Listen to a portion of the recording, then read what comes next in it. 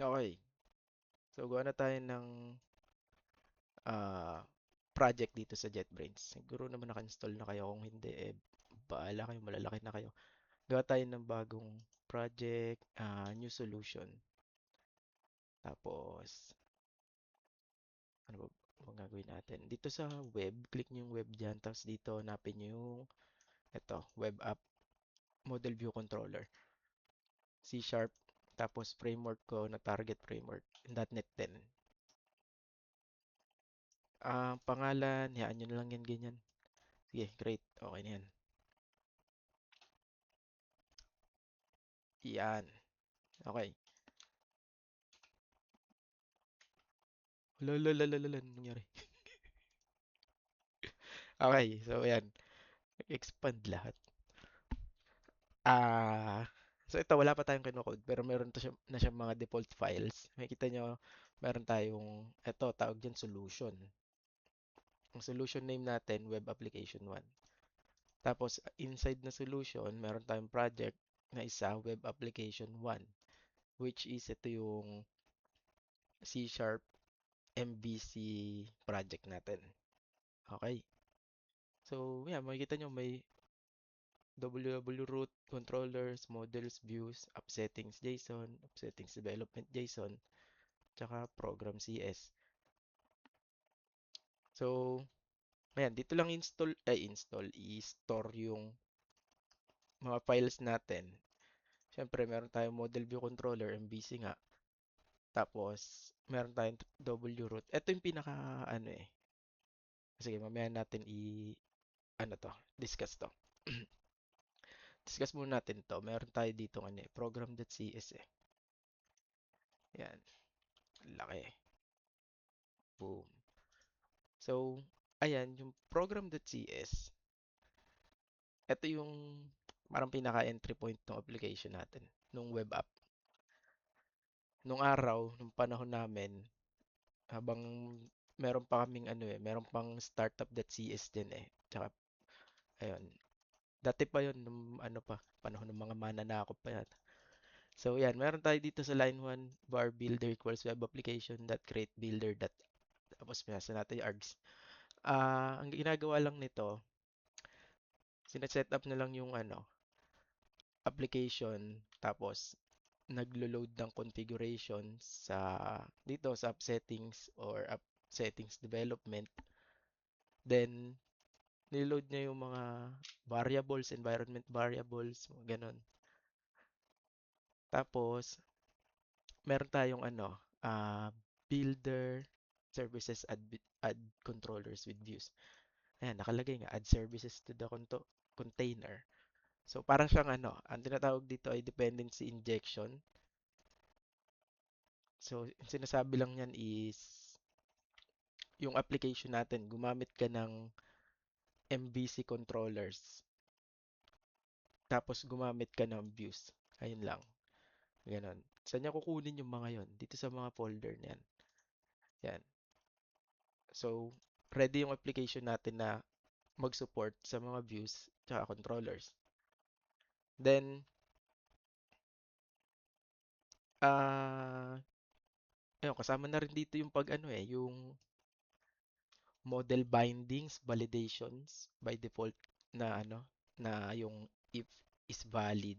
Tatakil natin yun sa mga next video.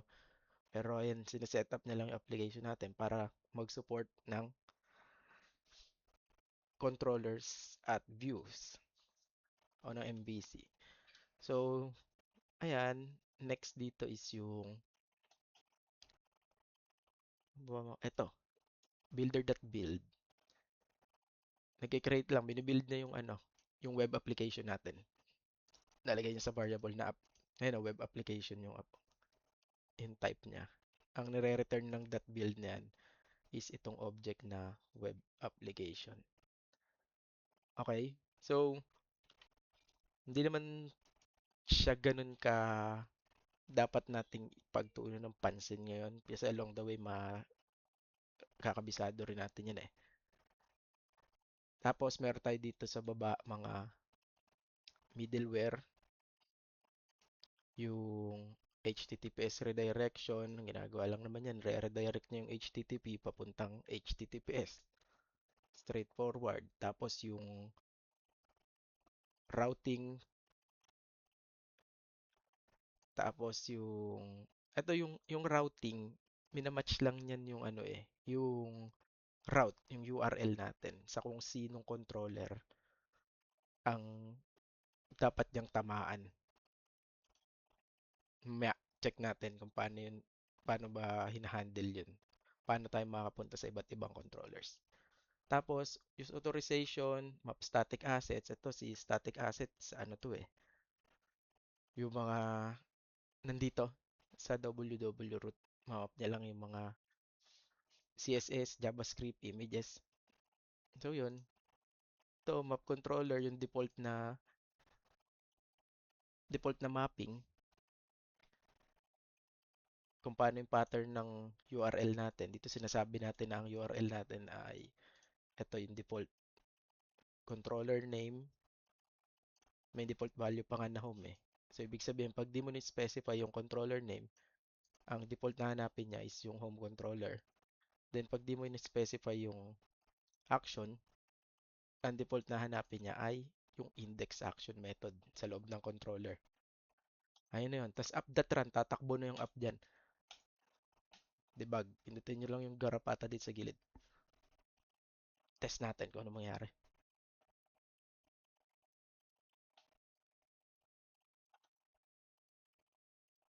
Ayan na po. Napakawala ng daga. Wala ng tataya. Okay. Nice. Nag-run. Okay siya. Na-navigate natin yung application. Hindi naman nag-error. So, ayan yung default. Ito yung default na project pag nag-create tayo.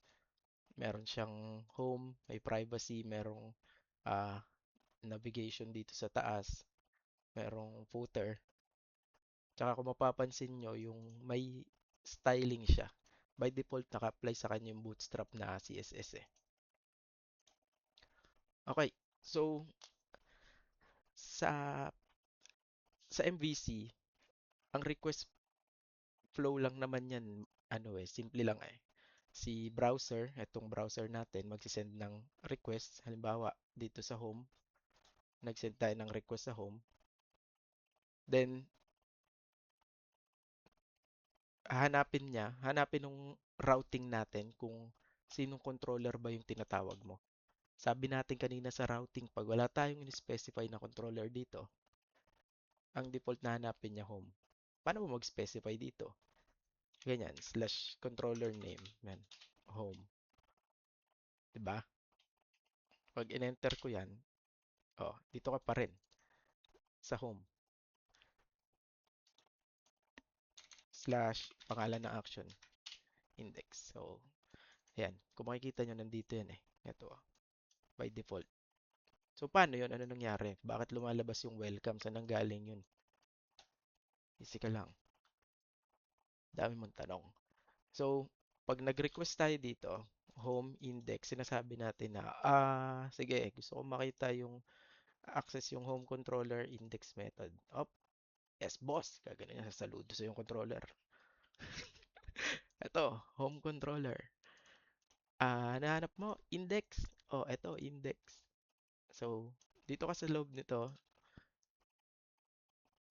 anong ginagawa niya? Return view. So, re-return niya lang yung view, which is yung UI. Nasaan yung view na yan?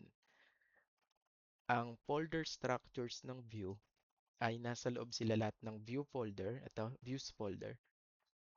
Then, meron kang folder dyan na pangalan ng controller. Okay. Ganun yung ano niya, yung structure niya. Views, tapos subfolder niya yung pangalan ng controller. Ito, which is home. Then, meron kang mga files for each page. Ito, index tsaka privacy. Yan, index privacy. At asan tong error? Hindi ko rin alam, wala siyang sariling view. Ano natin muna yan. Basta itong mahalaga, may dalawa tayong page, index tsaka privacy. Na ito yan, index privacy. So kung makikita nyo, nandito yung welcome. Ayan o. welcome to the secret shop. Okay, so yan. So pag sinabi natin na gusto naman natin tignan is yung privacy na page. Oh, mali pa spelling. Yan, enter. So, sasabihin mo, nahanap ko yung home. Tapos, hanapin ko yung privacy. Home controller, privacy. Tapos, gagawin niya, nagre-return lang din siya ng view, ng UI. So, ito yon ang return niya. 'Di ba? So, kung i-edit natin to, halimbawa, lagay tayo dito ng H2. Um, privacy policy. Yan. Apply changes. So, pag in-apply changes mo yan, at ni-reload mo to, dapat mag-apply ng changes. O, di ba? Okay. Ganun lang naman yun. Simple lang yung MVC. Kahit na controller tsaka view pa lang yung natakil natin. Okay. Sige. Bye.